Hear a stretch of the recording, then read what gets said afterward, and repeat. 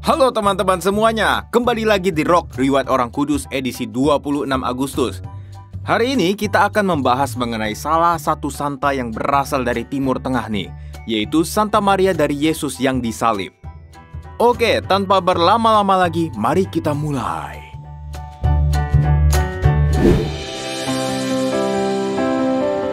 Gyries Bauardi dan Mariam Sahine adalah sepasang suami istri Katolik Melkite Yunani.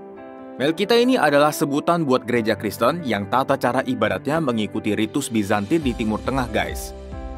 Gereja ini terbagi jadi dua kelompok, yaitu gereja Ortodoks Melkite yang terpisah dari Paus dan gereja Katolik Melkite yang berada dalam persekutuan penuh dengan Paus, guys.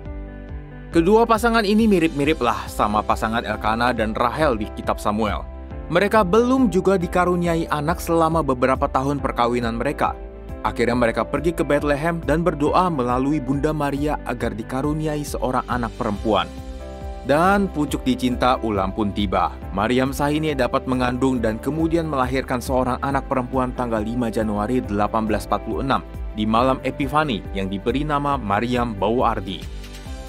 2 tahun setelahnya, mereka dikaruniai lagi anak laki-laki yang bernama Baulos atau Paul kalau dalam bahasa Inggrisnya. Sayangnya, pasangan ini meninggal saat anak-anak mereka masih kecil, sehingga Paul kemudian dibawa oleh tante dari pihak ibunya, sedangkan Mariam diadopsi om dari pihak ayahnya. Mariam tinggal di Ibilin, Palestina, dan hidup bahagia bersama keluarga omnya ini. Cerita berlanjut saat umur Mariam 13 tahun. Seperti yang kita tahu ya, zaman dulu itu orang menikah masih dijodoh-jodohkan, jadi bukan menikah karena kehendak bebasnya sendiri, tapi karena kehendak orang tuanya. Nah, ini terjadi sama Mariam. Dia dijodohkanlah sama salah seorang pemuda di Mesir. Ini karena posisinya Mariam dan keluarga omnya itu udah pindah ke Mesir sejak 5 tahun yang lalu. Pastinya Maria gak siap dengan hidup perkawinan. Ya, orang dia gak tahu apa-apa tiba-tiba dijodohin. Nah, akhirnya malam sebelum prosesi pernikahannya, dia berdoa dengan sungguh-sungguh di depan gambar perawan Bunda Yesus. Mengejutkannya, saat dia berdoa, dia mendengar suara yang sebenarnya adalah suara Yesus. Akhirnya hari pernikahan tiba, dan Maria menyatakan keberatan untuk menikah dan ingin tetap perawan. Omnya yang sebenarnya sudah menganggap dia sendiri sebagai anak, jadi naik pitam. Karena emosinya nggak terkendali, dia berteriak sampai memukuli dan menampar Mariam. Tapi Mariam nggak goyang, guys. Dia tetap pada keyakinannya untuk tetap perawan. Pernikahan pun batal, tapi konsekuensinya Maria harus menerima hukuman dari omnya. Dia harus bekerja jadi ART di rumah omnya dan dapat pekerjaan yang lebih berat dari ART lainnya. Mariam tentu sedih dan merasa kesepian. Dia mau minta tolong sama adiknya, Paul. Lalu dia menulis surat supaya adiknya ini nengokin Mariam di Alexandria. Maria meminta tolong seorang pemuda muslim buat mengantarkan suratnya ini ke Paul. Nah, entah mungkin mau PDKT sama Mariam atau gimana, pemuda ini kepo sama masalah pribadinya Mariam. Dari kepo sampai akhirnya tanggal 8 September 1858, dia ini ngerayu Mariam buat pindah keyakinan ke muslim. Tentunya Maria menolak dengan tegas. Aku ini seorang putri gereja Katolik, dan aku berharap oleh rahmat Allah buat bertekun sampai mati di dalam kepercayaanku. Karena ditolak mentah-mentah, pemuda ini akhirnya marah dan membabi buta memukul Maria. Ia lalu mengambil pedang dan menggorok leher Maria sampai bersimbah darah. Pemuda ini kemudian membuang tubuh Mariam di sebuah lorong gelap. Mariam yang antara hidup dan mati lalu melihat seorang perempuan berpakaian biru datang kepadanya. Perempuan ini lalu mengangkatnya dan menjahit luka di lehernya, dan inilah yang bisa membuat dia bisa bertahan hidup. Mariam lalu merasa dibawa ke sebuah gua yang gak ada matahari, tapi terang banget. Dan teman-teman bisa tebak siapa perempuan itu? Yap, perempuan itu adalah Bunda Maria.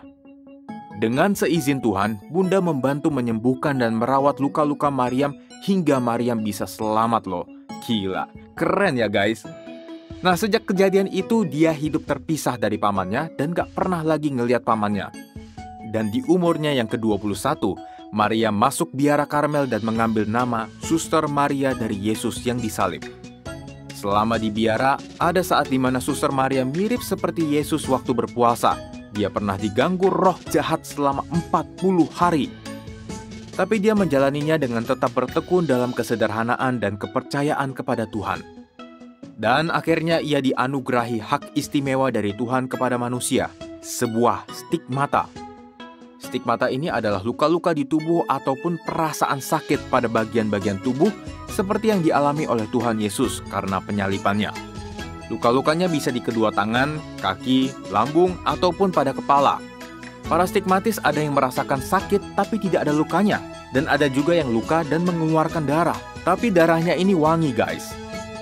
Nah, selain stigmata, Maria juga menerima karunia nubuat, memiliki muka yang bercahaya, sampai pengalaman levitasi atau mengambang di udara loh. Wah, ini sebenarnya menunjukkan kalau hidup rohaninya udah mendekati sempurna guys.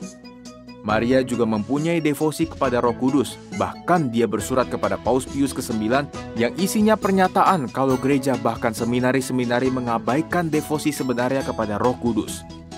Ia kemudian membuat sebuah doa kepada Roh Kudus. Roh Kudus, inspirasikan aku. Cinta kasih Allah, pakailah aku. Sepanjang jalan kebenaran, pimpinlah aku. Maria ibuku yang baik, tengoklah aku. Bersama Yesus berkatilah aku. Dari segala yang jahat, segala ilusi, semua bahaya, lindungilah aku. Dan doa sederhana dari Suster Maria ini sudah menyebar ke seluruh dunia hingga saat ini. Cerita berlanjut lagi ke bulan Agustus 1878. Kesehatan Suster Maria mulai menurun terutama di bagian pernafasannya. Dan pada 26 Agustus 1878 jam 5:10 dini hari, Suster Maria menyerahkan rohnya kepada Tuhan di usia 33 tahun. Ia dibeatifikasi oleh Paus Yohanes Paulus II tanggal 13 November 1983 dan dikanonisasi pada tanggal 17 Mei 2015 oleh Paus Fransiskus. Misa kanonisasinya digelar di lapangan Santo Petrus Vatikan dan dihadiri oleh 2.000 warga Kristen Palestina, termasuk Presiden Palestina Mahmud Abbas.